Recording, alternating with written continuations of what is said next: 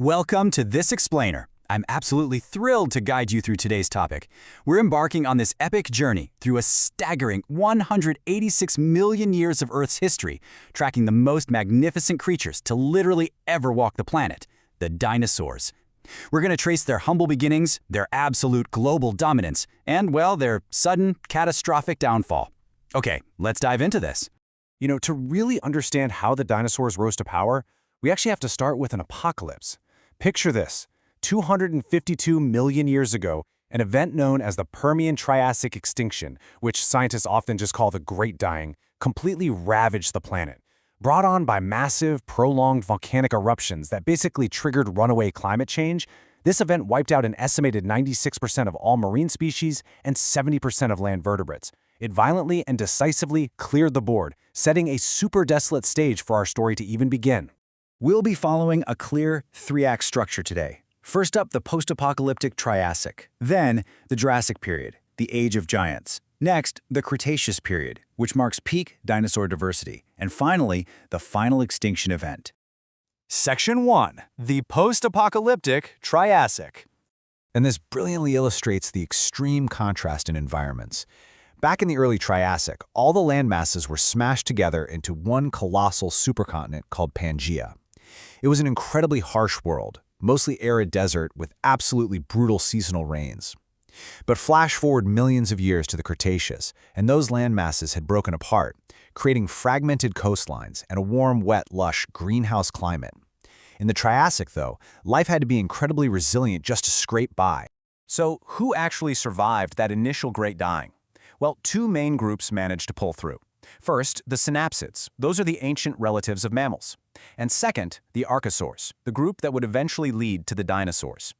And what's fascinating here is that back then, mammals still played a very marginal role. They were just these small, likely nocturnal creatures scurrying around in the shadows. Instead, it was the archosaurs that were slowly but surely preparing to take over the world. Around 230 million years ago, down in what's modern-day South America, the true dinosaurs finally emerged. And honestly, they were absolute underdogs at first. Early dinosaurs like Eoraptor and Herrerasaurus were incredibly small and agile. But here's the secret sauce to their future success: their legs. Their legs were positioned directly underneath their bodies, rather than sprawling outwards like the lizards of their time. This upright posture was a massive evolutionary leap. It let them stand on two legs, giving them huge advantages in speed and stamina, whether they were bolting from predators or chasing down their next meal. As the Triassic progressed, we start to see an amazing evolutionary leap in size. We start with the Eoraptor measuring a mere 3.3 feet long, literally smaller than you or me. But soon after, we see herbivores like Plotosaurus stretching to 10 meters. And this trajectory eventually led to Cretaceous behemoths like Argentinosaurus, which stretched over 98 feet. Just imagine an animal as long as a 10-story building is tall.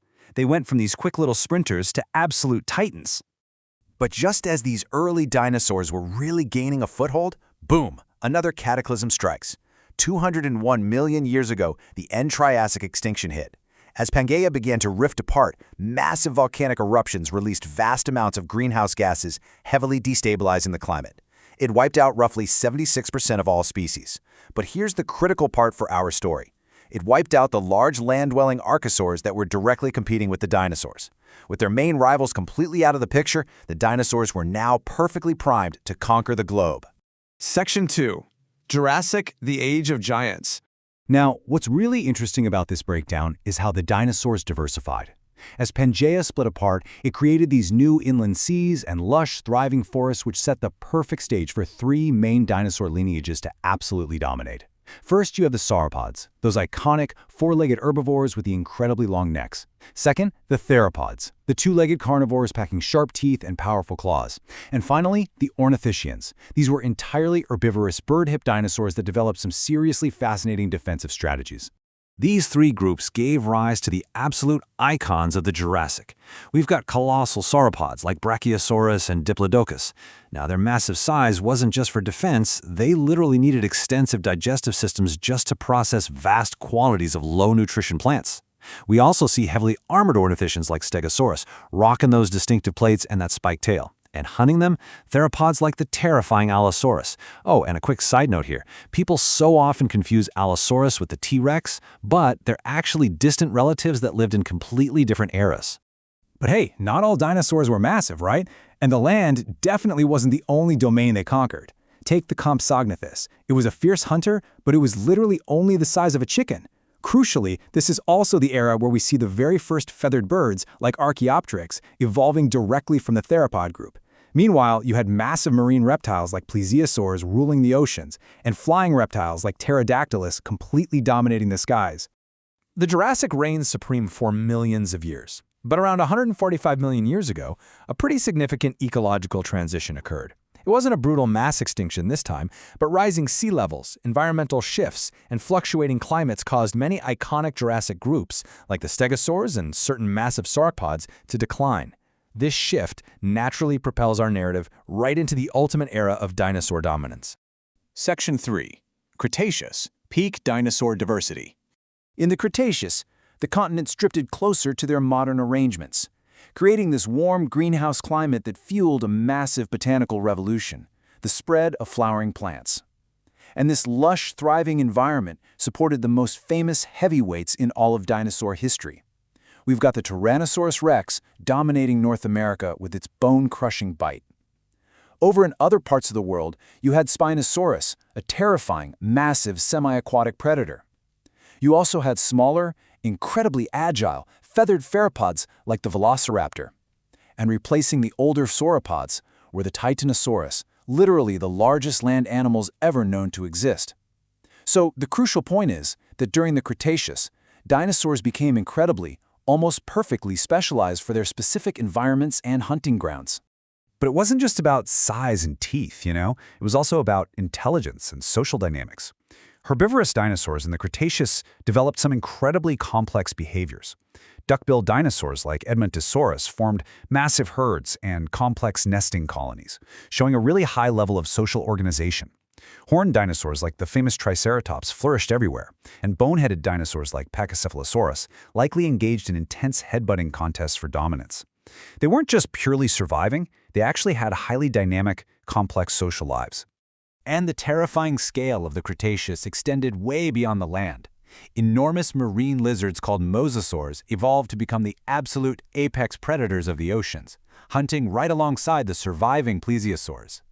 Up in the atmosphere, pterosaurs reached their absolute physical limits. I mean, the Quetzalcoatlus was a flying reptile with a wingspan that rivaled a modern small aircraft. No way you'd want to see that flying overhead.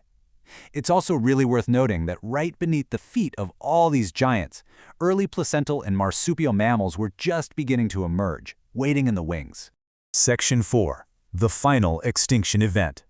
After 186 million years of continuous evolution and absolute global dominance, the empire came to a terrifyingly abrupt end. 66 million, that's the fateful number. 66 million years ago, on an otherwise totally ordinary day, a massive asteroid, roughly 10 kilometers wide, slammed into the Earth at the Yucatan Peninsula, carving out the massive Chicxulub crater. Let's see how this builds, because the devastation wasn't just the impact itself. It was a brutal, unstoppable chain reaction. Step 1. The immense impact hits. Step 2. This triggers unimaginable, widespread wildfires and literal global tsunamis. Step 3. The sheer force ejects massive amounts of dust and aerosols high into the atmosphere, completely blocking out the sun. And finally, Step 4. Without sunlight, plants die off rapidly, causing a prolonged impact winter that entirely collapses the global food chain. The toll was just devastating. Roughly 75% of all species on Earth were completely wiped out. Every single non-bird dinosaur, all the giant flying pterosaurs and the terrifying mosasaurs of the deep, gone forever. But a crucial 25% sliver of life clung on through the darkness. Turtles, crocodilians, surviving birds, and our tiny, long-suffering ancestors, the mammals. Which leaves us with this final, truly remarkable thought. The dinosaurs dominated this planet with unmatched scale and power for nearly 200 million years. Yet it took an asteroid from deep space to forcibly clear the board and end the age of reptiles. It really forces us to ask, if that 10-kilometer rock had missed the Earth, would the dinosaurs still be ruling today? And how exactly did those surviving mammals take advantage of this apocalyptic reset to eventually build the world we live in now? It's a fascinating question to ponder. Thank you so much for joining me on this journey through deep time on this explainer. Keep asking questions and keep exploring.